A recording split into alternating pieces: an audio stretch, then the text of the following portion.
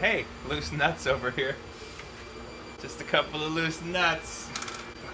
Okay. We're gonna cut that out, I hope.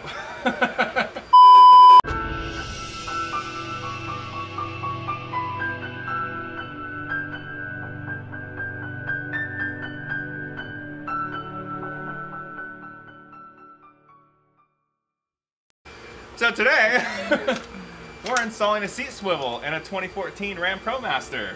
The nut just went flying.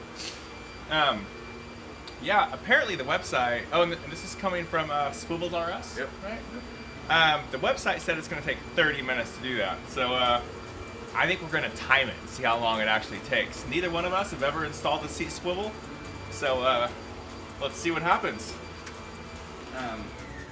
So I got our ratchet ready already, so let's do it. You ready? I got 30 minutes.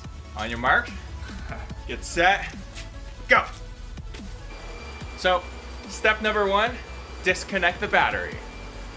You know why?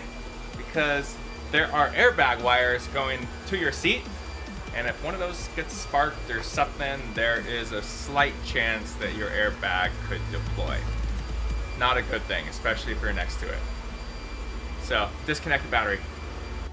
All right, so first thing is to disconnect the battery. And the battery, for those of you who have never accessed your battery in your ProMaster, and this is actually a 2017 ProMaster, not a 2014, like I said earlier. The battery is underneath the feet of the driver's side, so under the foot compartment. So right here, I already loosened it up, but just a screwdriver right here. If you have a 90-degree like ratcheting screwdriver, it helps for accessing the ones that are under here because you don't have a whole lot of room, or just a stubby screwdriver. And then this one is just a hand twist one right here. And then there's a couple of tabs back here that it could get caught on that go inside those grooves right there. So you just kind of have to wiggle it out. And once you get it out, you'll have access to your battery. And we want to disconnect the positive or the negative. I don't think it matters that much. And what's really cool, I don't know if mine has this, but this is a 2017. It has a quick release for the ground. So you just bend this out. So when they said this is only gonna take 30 minutes, they must have planned on the quick release ground models. So quick release, boom, no power. So just make sure you stick that somewhere where it's not gonna accidentally fall back on the stud of the negative terminal, and all of a sudden you have powered everything again. So the battery is disconnected. Time for the seat. Yeah. So how many bolts are we gonna do? I see 4 in the back. Are there 2 in There's front? 4 in the back and 2 in the front. So we're gonna loosen those up and remove them all the way right now. We'll do the front ones last. I think that's an easier way to do it. Sweet.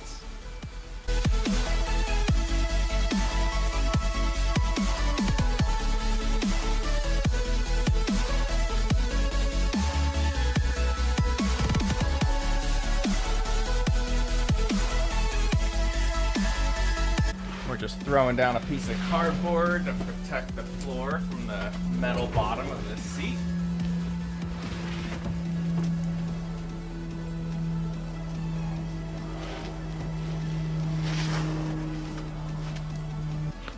All right, so we're taking the seat off now. I just want to point out that if you look down here, these wires are connected by some zip ties in there. Can you see those? Right behind the yellow right there. So we can't go very far with those zip ties, so be sure not to cut anything besides the zip ties. And we're gonna chop both of those zip ties right there. Now we have some wiggle room.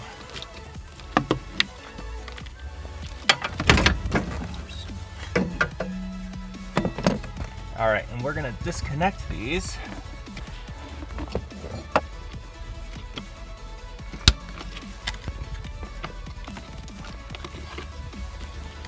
So you're indenting that piece of plastic to get it through the hole right there. I'm not using the right tool, but Never actually got an angle of that. so these are what are in there. So you want to squeeze the top of these and you'll be able to pull this out and just have more room to actually access these. And a little purple thing right here, you're going to pull that and that's gonna disconnect. Luckily they're color coded, so we don't need to worry about which ones go where.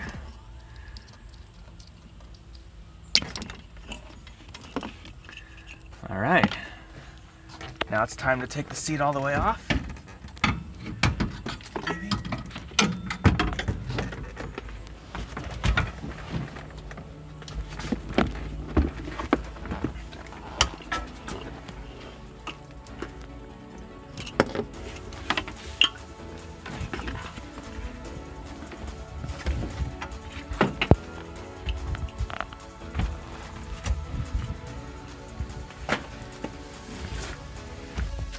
All right, the seat is out, as you can see, and we're gonna speed this up because the website said 30 minutes and we're timing ourselves, so we really wanna see if that's true.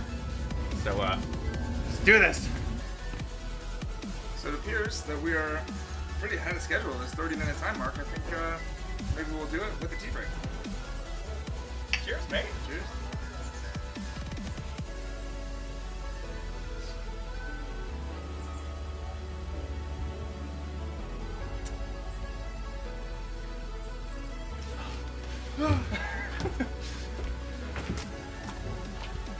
All right, so I just set this on top. As you can see, it's not connected at all. And the existing bolt holes right here line up, as you can see with those. So we're gonna use the existing bolts, bolt this down with the 6 bolts that we have. And as you can see, this doesn't, it has some thickness to it. This will actually raise the seat 3 inches. Oh, 1.75? Mm-hmm. Ooh, I think it was 3 inches when I last looked. They're getting better. So, 1.75 inches, this will raise the seat, which is kind of an issue in the Promaster. I feel like the seats are already too high. And there is an adapter you can get for the bottom seat, or the bottom part of the seat, that will lower that and make it the standard height, even with the swivel on it. So, food for thought there. But that's another $300. So you're getting pretty expensive for a seat swivel. So the instructions say turn this 30 degrees in order to access the holes.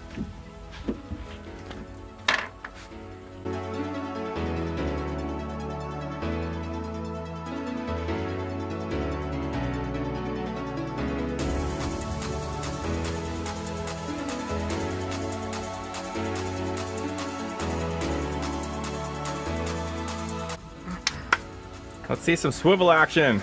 Yeah, buddy. All right, time to put the seat on. So, like the instructions said, for mounting the bottom piece, put this at a 30-degree angle. That way you can access the bolts. Same thing when putting the seats on and attaching it to it. So I'm gonna make sure those cords are dropping in there.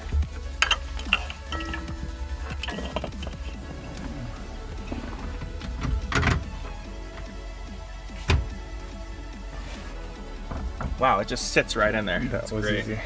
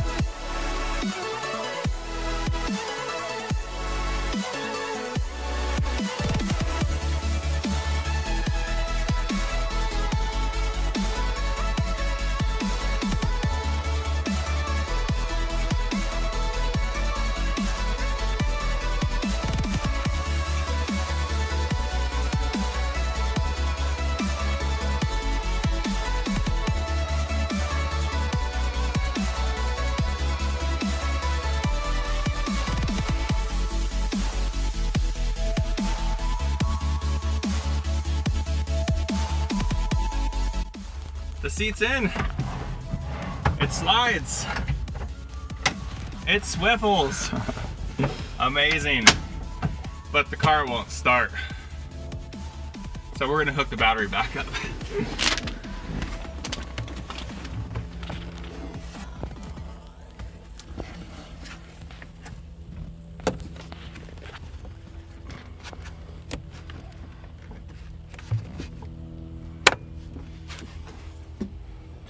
that was easy.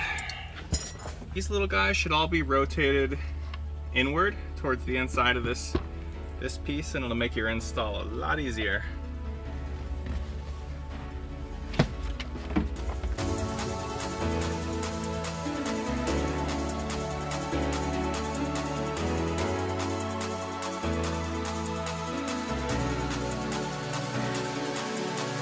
Even better than a ratcheting flathead screwdriver is a quarter. And it's cheaper than a ratcheting screwdriver too. We're done. You just installed a seat swivel with me. Thanks for watching, and please like and subscribe. If you have any questions, feel free to reach out. I'd love to hear your comments. Thanks a lot, and see you next time.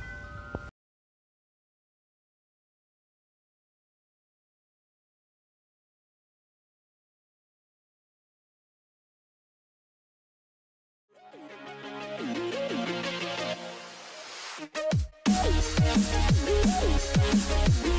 right back.